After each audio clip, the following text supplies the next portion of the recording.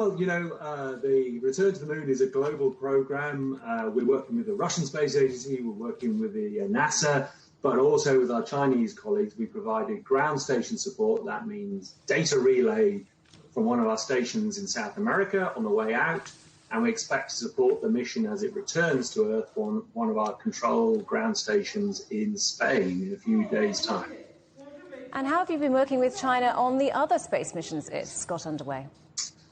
Well, we've supported a number of different missions over the years, exploring, understanding the relationship between Earth and the Sun with the Double Star mission more than a decade ago. And right now we're working on another mission to study the Sun with our Chinese partners, a mission called SMILE, and that will look at how the Earth is affected by material coming off the Sun. And we've even had one of our astronauts training with Chinese colleagues and one of the Chinese astronauts training here in Europe. Everything we do in space exploration is in a global context, and ESA is a critical partner for all the other space agencies around the world. So you've talked about that global context. Just how important is collaboration with other countries when it comes to making advances in space exploration?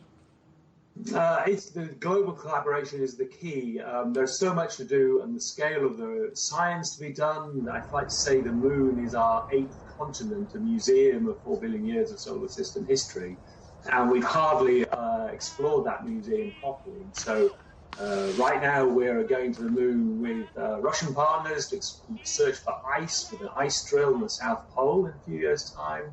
And then we got the Artemis program. This is where NASA is returning astronauts to the surface of the moon. And so European Power and Propulsion is going to take the astronauts there, and we're building together a lunar spaceport, the Lunar Gateway. And that'll be a great place to start exploring the moon in the long term. So this global picture of countries large and small all working together is the new story of space exploration. It's not a race, it's a global collaboration. And the European Space Agency has its own plans for the moon. How do they dovetail with China's lunar mission?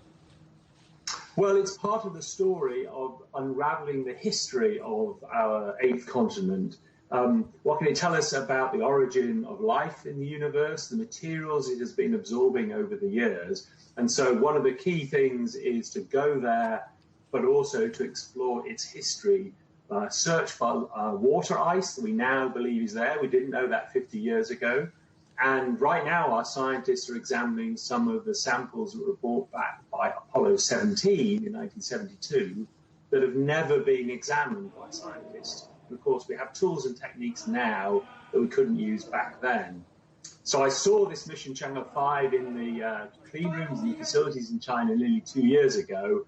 And it's a great step for the Chinese to be attempting this mission and to bring back samples. It's the first time it's been attempted in 44 years since the last Soviet mission. So it's part of this new era of